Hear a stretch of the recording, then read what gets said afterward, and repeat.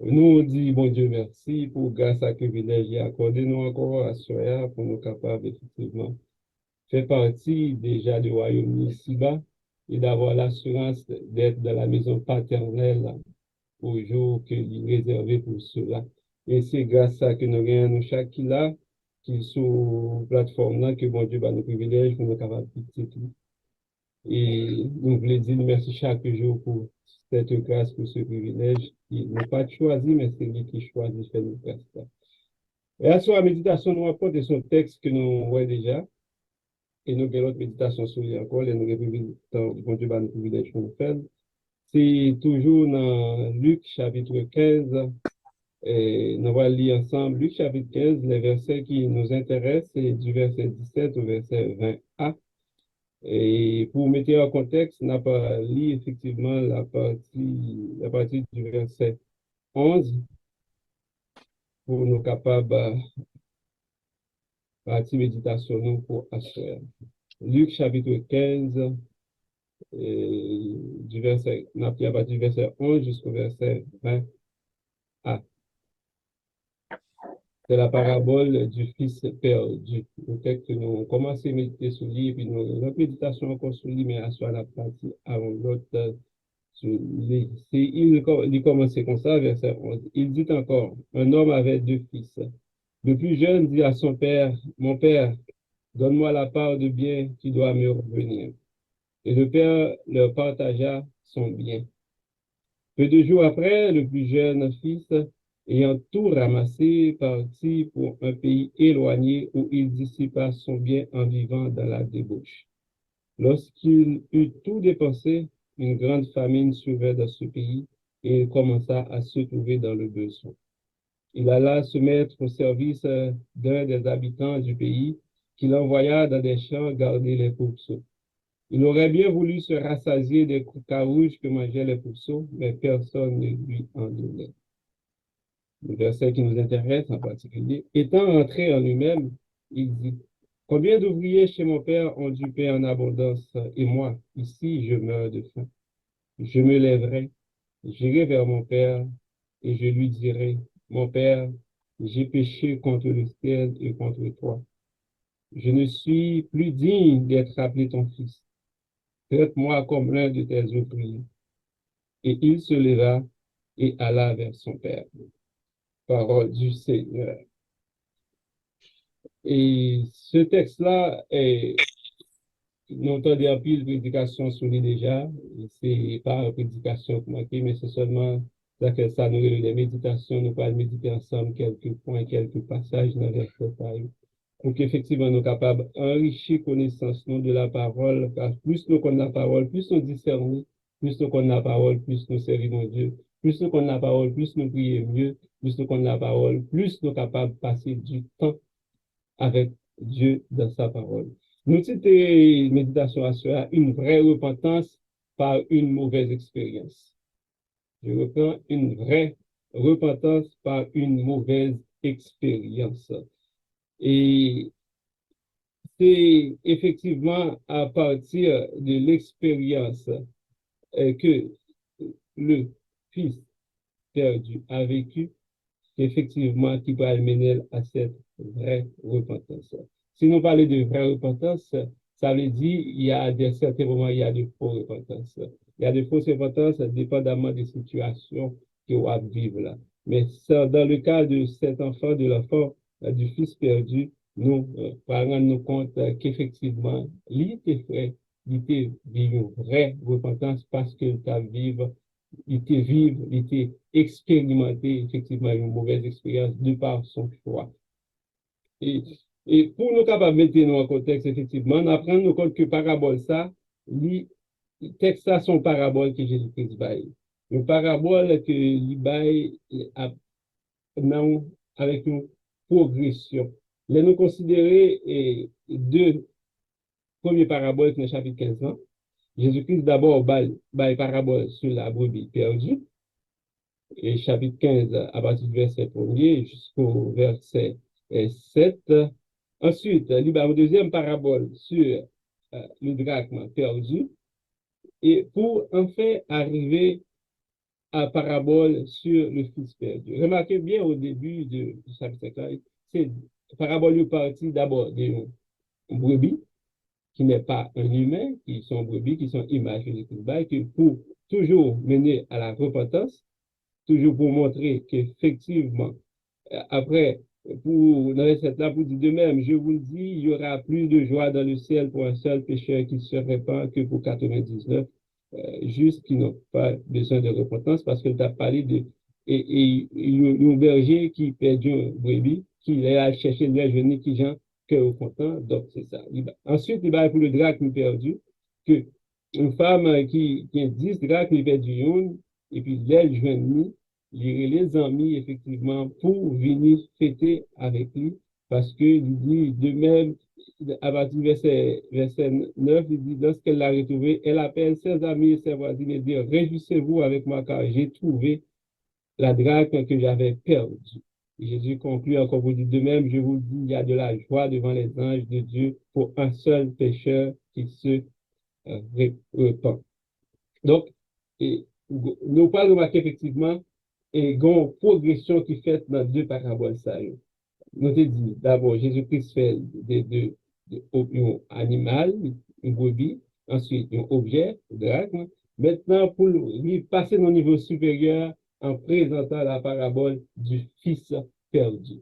Pour lui présenter la parabole du Fils perdu, Jésus-Christ, effectivement, va situer dans un contexte que les pharisiens connaissent très bien par rapport à un texte de loi que on connaît et les petits garçons demandé papa pour son bien pâle, nous connaissons ça déjà, c'est comme s'il dit papa, pour moi, ou pas exister encore, ou mourir, pour moi, ou pas important pour moi encore. Donc, depuis le moment de séparation bien, nous connaissons des héritage à partager, c'est à partir de la mort.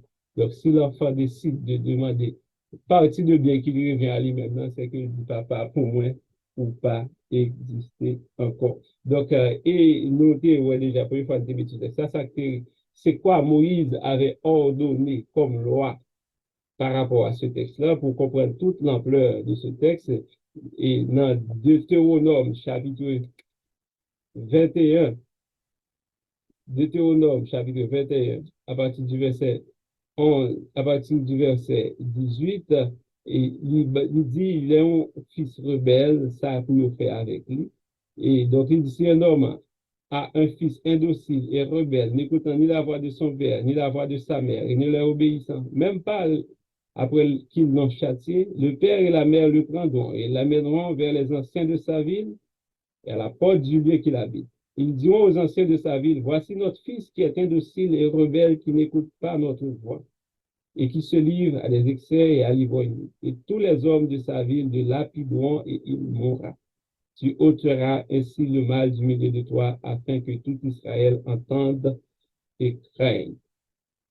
Encore pire qu'un enfant qui m'a dit papa, portion bien pâle, donc c'est encore pire qu'un enfant qui est docile, qui t'a coûté vraiment la papa. Donc c'était le châtiment, c'était la peine de mort qui était réservée à un tel fils lorsque il était demandé papa, portion bien pâle. Donc, juste qu'on connaît très bien de qui ça Jésus-Christ a parlé, l'était venu avec parabole ça pour la montrer effectivement la dimension de la grâce, la dimension de l'amour. Parce que dans Deutéronome, nous avons un texte de la loi que Moïse avait prescrit aux Juifs pour que le peuple soit capable de fonctionner sous l'obéissance de Dieu. Donc, nous disons, sinon, deux premières paraboles, il était question de brebis et de drachmes qui sont retrouvés. Remarquez bien, la brebis et la drachme ont été retrouvés. Mais ici, dans la parabole avec l'enfant, le fils perdu, il y a une collaboration involontaire de la part du fils afin qu'il soit retrouvé. Et j'ai bien dit, il y a une collaboration, j'ajoute l'adjectif involontaire, ça n'arrête pas tourner sur l'île, peut-être une prochaine fois. Donc, bonne collaboration involontaire de la part du fils perdu. La brebis a été retrouvée seule, Le berger se met à la recherche de sa brebis, il l'a retrouvée. Grâce perdu, la femme, la propriétaire l'a recherché, l'a retrouvée. Mais dans le cas du fils, c'est là la différence entre la brebis et l'objet. Maintenant, dans le cas du fils, ils font un travail de repentance, il prend conscience pour qu'il soit capable de retrouver chemin, pour être retrouvé aussi par son père. Donc, pour cela, on a parti avec deux petits sous-points. On a dit une vraie repentance par un regard introspectif, mais non émotif. Une vraie repentance par un regard introspectif, mais qui prend un regard qui est émotif. Et cette partie-là, nous venons de qui côté, c'est effectivement, j'aime bien verset 17 à étant rentré en lui-même. Un enfant qui décidait, moi, de papa, le poisson bien parle, un petit monde qui décidait d'aller bamboucher, le verset 14 a dit, lorsqu'il eut tout dépensé, il finit prendre tout ça gagné, il finit prendre richesse, il finit rapide des biens, il finit bien manger. Et le texte du verset 14, lorsqu'il eut tout dépensé, une grande famine survint dans ce pays. Et nous avons même retiré partie ça, lorsqu'il eut tout dépensé, il se trouve dans le besoin. Les fini, tout gaspillé, manger, il vient dans le besoin. Et là, nous épargnons, nous reste parti texte là qui parle par détail ce qu'il a fait. Et puis verset 17 là dit, étant rentré en lui-même. Et la confession nous dit c'est une vraie confession, une vraie repentance, pas une mauvaise expérience. Étant rentré en lui-même. Face à une situation difficile, face à une réalité que le jeune homme n'a à vivre qu'il ne pas connaît, qu'il ne pas attendre à lui-même, qu'il ne pas prévoir, parce qu'il peut seulement vivre dans la débauche, ils vont côté, ils fait face à tête pâle, il fait face à la réalité, il fait face à la réalité de la vie. Avant, il était vivre sur le toit paternel, il était ouais richesse papa t'a accumulé, qu'il pas de travail pour lui. Il était ouais tout bien t'a joué, pas de compte qui j'en étais là, et puis décidément de participer pour la vie. Et puis lorsqu'il eut tout dépensé, il se trouva dans le besoin. Et puis étant rentré en lui-même.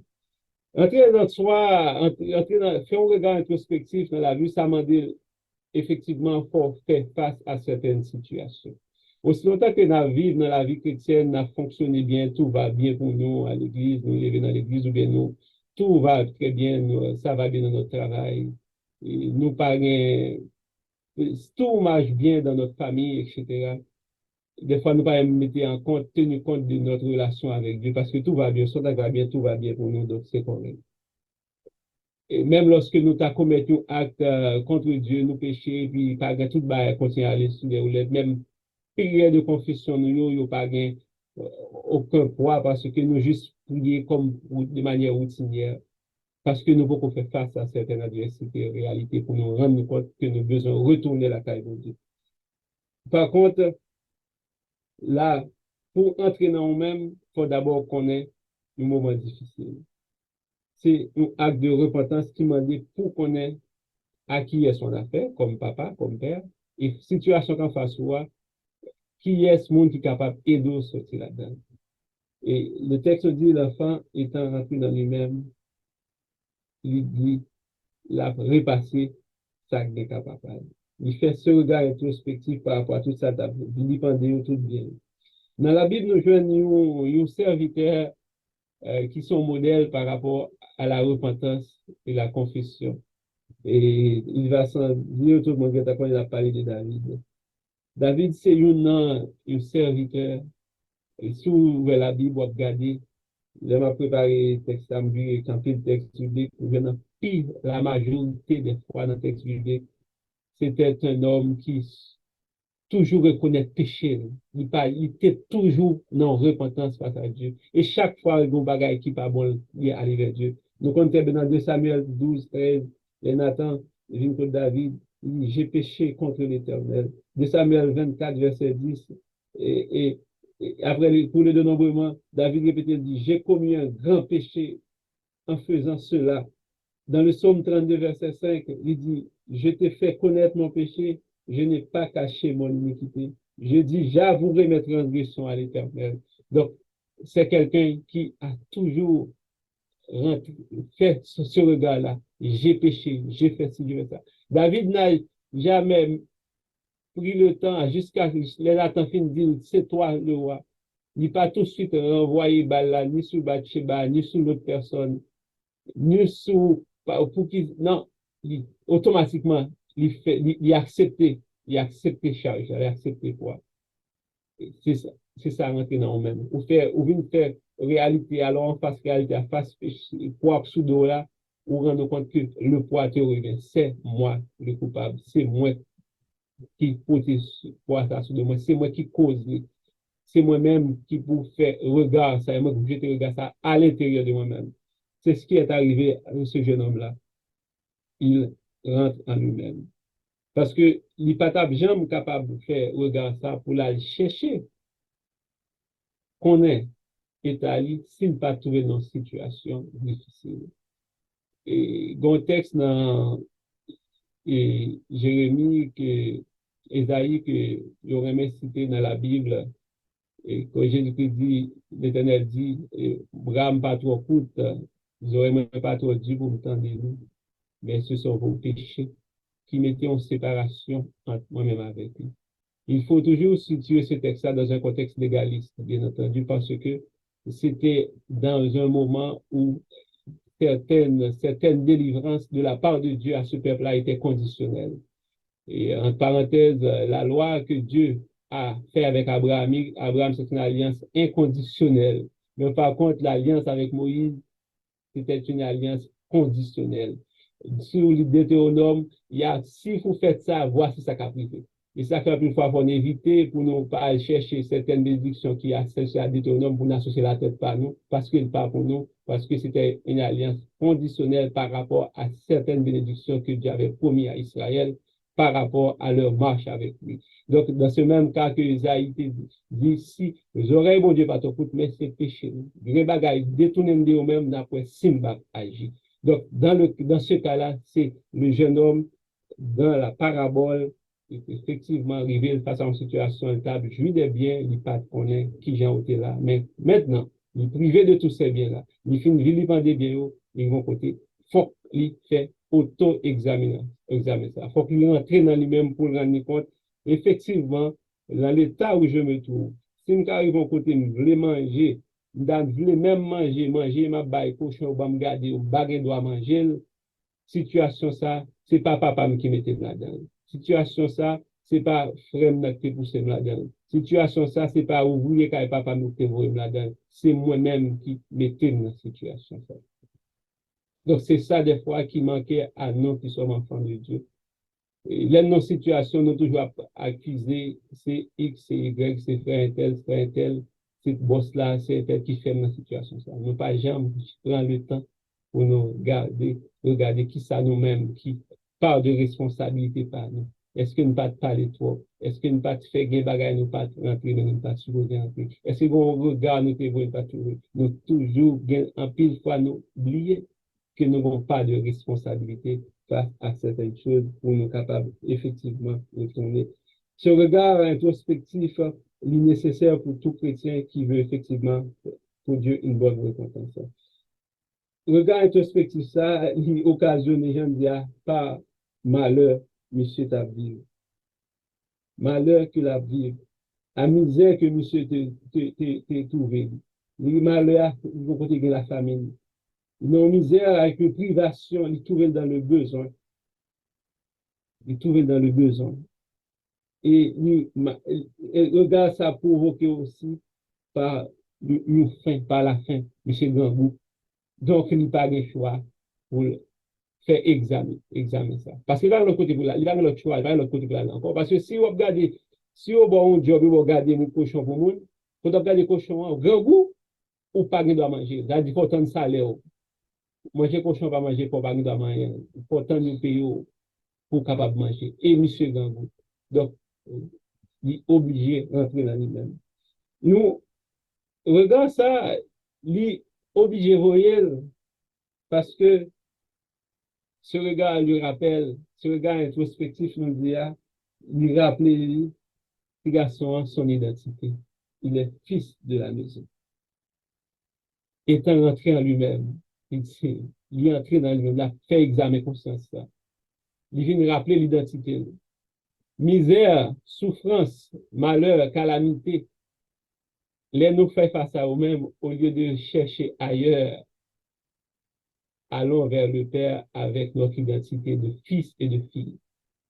Peu importe l'état dans lequel nous nous trouvons.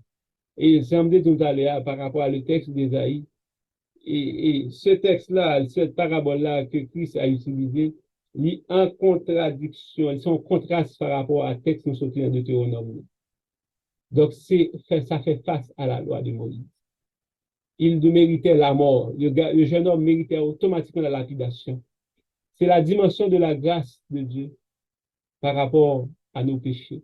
C'est une grâce que nous ne pouvons jamais comprendre.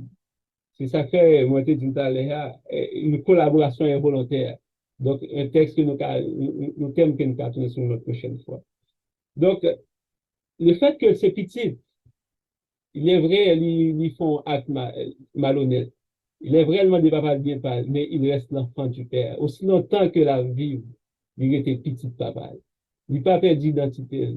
Il était voulu perdu. Il était voulu penser à aller oublier si papa existait. Lui-même, mais le fait que, il vivant toujours, il vivant côté, il rentre dans lui-même. Il dit, combien d'ouvriers chez mon Père. Il ne connaît pas vivant toujours. Il ne connaît pas là. Il connaît sa capacité quand papa. Il rappelle qu'il est l'enfant de la maison. Il n'a pas dit combien de fils chez le monsieur, combien d'ouvriers chez le gars où j'étais, combien d'ouvriers chez mon père, Christ va nous. Combien d'ouvriers qui viennent manger en abondance. Regard introspectif, ça lui rappelle l'abondance qu'il y a dans la maison du Père.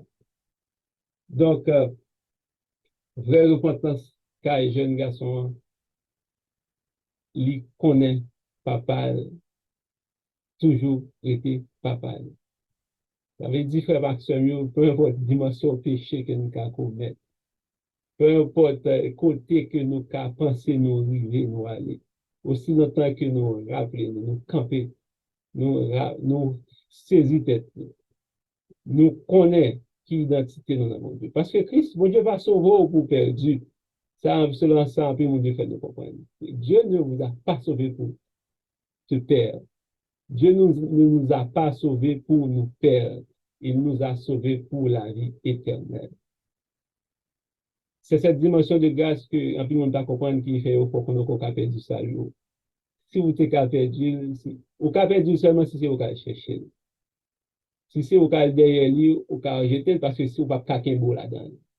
Mais une fois que tu es enfant de Dieu, tu es fils, tu es fille de la maison de Dieu, peu importe quand tu arrives à retourner et où retourner.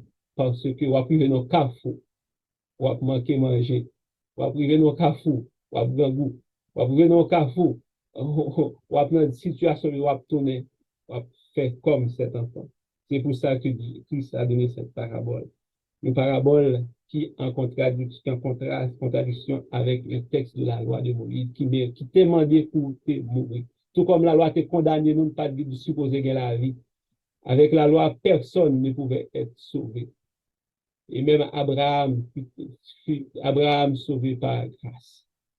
Abraham crut à Dieu et ça lui fait inviter à la justice, car quiconque croit à la vie éternelle. Ce n'est pas en pratiquant la loi que personne n'est capable de sauver. Donc, c'est pour cela que, dans ces petits, nous rappelons l'identité, nous rappelons ça bien qu'à papa, l'abondance qu'il y a dans la maison du Père, l'enfant a jeté ce regard introspectif. Nous dit, deuxième point, une vraie repentance impliquée une action déterminée et concrète. C'est première, si vraie repentance d'abord t'est provoquée, t'est fait par un regard introspection introspection, ils font un regard introspectif qui non émotif, parce qu'une situation, c'est pas l'émotion encore qui la donne, pour faire regarder ça avec toute réalité, toute la vivre en vraie réalité. Deuxièmement, une vraie repentance qui impliquait une action déterminée et concrète. Le jeune fils déterminé, il dit, je me lèverai, j'irai vers mon père, je lui dirai. Monsieur finit penser, il finit réfléchir, il finit calculer, il finit rendre compte en réalité, il non, pas arrêter là encore. Il finit réfléchir, il finit penser, non, non, faut que m'aller. Pas arrêter dans pas là encore. Gagouab, c'était fier moins, faut que m'aller. Je me lèverai, j'irai et je dirai. Petit garçon, pas seulement contenté pour jeter ce regard introspectif qui rappelait l'identité, qui rappelait l'abondance chez son père. Il prend la ferme résolution pour concrétiser son introspection avec un mouvement réel, avec des actions concrètes. Il dit, m'a levé, m'braler et m'bral Et grand texte, nous remet chanter 73, Français chant d'espérance, qui me relève dans mes chutes, Jésus-Christ. Leur tomber, c'est grâce, mon Dieu, pour les veaux. C'est grâce, mon Dieu, pour faire prendre conscience de l'État. C'est grâce, mon Dieu, pour faire retourner la caille, mon Dieu. Laquelle Dieu, il est là, donc, pour Dieu, c'est pas grâce pour ce. Petit garçon a dit, m'a levé, m'a retiré comme côté. Toute l'étape bambouchée, pas attendre qu'elle décate dans une situation pareille. Toute l'étape qui était avec papa, pas jamais imaginer qu'il était dans une situation, qu'il était dans le leçon. Tout comme une fois pour nous, les gens à vivre, nous pas connaître qui la vie a pas fini, pas tourner pour nous. Auteur dit, pourtant l'autre a vie bien à l'aise, a pu régir même dans le péché. Ou qu'on doit cailler papa, cailler mon Dieu, décider pour raison l'autre, faire fi des commandements de Dieu et vivre dans la débauche, personne n'oublie. Mais arrivé à un moment de la durée, ou qu'à trouver une situation que vous provoquez et que la grâce veille encore pendant que le Père reste à la maison, il attendait, la grâce veille encore. Je me lèverai, m'a levé, m'aller. M'a levé, m'a caille papa. M'a levé, m'a aller. Il y a un mouvement de faire, il levé. S'il dit je me lèverai, il dit monsieur, t'es dans la garde pour il dit m'aller. Il n'est pas seulement contenté pour le lever, mais la fait mouvement, ça l'a déplacé. C'est ça la repentance. La repentance, pas seulement chita, ou dit Seigneur, ou il me connaît faire telle chose, bon, désormais, il va faire encore chita. Non, il y a une action concrète. Il y a une action concrète qui doit l'accompagner. Il y a une résolution ferme et déterminée que l'enfant de Dieu doit prendre. Et cette résolution-là, l'ivini, là, effectivement, au tegetan kai bon Dieu, qu'on a qui est soit marché. Ou pas tourner car au monde qu'on connaît pas le repousseau. Ou pas demander pour tourner car au monde qu'on pas connaît caractère. C'est ça fait toujours bon en tant qu'enfant de Dieu pour passer du temps dans la parole de Dieu. Passer du temps dans la parole de Dieu, c'est comme si tu as passé du temps avec Dieu face à face. Tu connais sa parole, tu connais son caractère, tu connais qui il est. Donc, au cas tourner parce qu'on connaît pas le repousseau. Si on connaît un monde, on va tourner côté, pour de coup de bâton, pas retourner la caille. Et t'as plutôt aller plus fond. Lorsque tu connais ton Dieu, et tu ne peux connaître ton Dieu que par la lecture de sa parole. Tu ne peux connaître ton Dieu qu'en passant du temps dans la prière. Et pour bien prier, il faut prendre parole. Là, pour pas prier, pour pas faire prier, pour pas multiplier parole juste pour rien. Ou par contre, des fois, nous avons prié, nous n'avons pas parole qu'à prier, nous avons une déconnexion. Au lieu que nous éloignions, on était là. Plutôt, on était au murmure, au chanter, au fredonner. Au lieu de faire ça, on dit, bon, pas qu'à prier, pas de parole, quitter ça. L'intimité avec Dieu, ça se vit. Soit pour vivre. Donc, l'enfant dit, m'a levé, m'brali, et m'bral dit, il prépare les paroles, il dit, la levé, la marché, brali. Et il dit ça, il va dire, il va pas lui pécher contre lui. M'a dit, il m'a dit pour lui, il petit client encore. Il m'a traité tant que une ouvrier. Et ça, c'est un orgueilleux ou pas qu'à expérimenter la vraie repentance. Parce que un orgueilleux pas reconnaître tort ou erreur. D'où la dimension de la Bible, Dieu résiste aux orgueilleux, il fait grâce aux humbles. Et si garçon était orgueilleux, il t'a fait carré, il était dans la misère. Donc, ce mouvement-là n'est pas un mouvement d'un orgueilleux. Un arrogant, s'il était arrogant, il va non plus expérimenter cette vraie repentance parce qu'il t'a fait reproche. A dit que peu importe ça, papa m'a dit, peu importe ça, m'a levé bras. Parce que côté mi à la m'baka orgueilleux. Côté m'rivé à la moi pas ka arrogant, m'a tourné parce que peu importe quel reproche ou pas, m'a aller. Yon autosuffisant pas qu'à expérimenter la vraie repentance parce que il tape arrivé côté bon j'en bas là y a là m'a fond jambe vivre comme ça pareil parce que m'pas besoin d'aide encore. Pas besoin d'aide personne monde, pas besoin personne faire pour moi encore moi si monsieur ça me dit que t'as demandé bien déjà. Ça prend encore une fois une intimité, une relation avec le Père pour qu'on ait même si me tourne.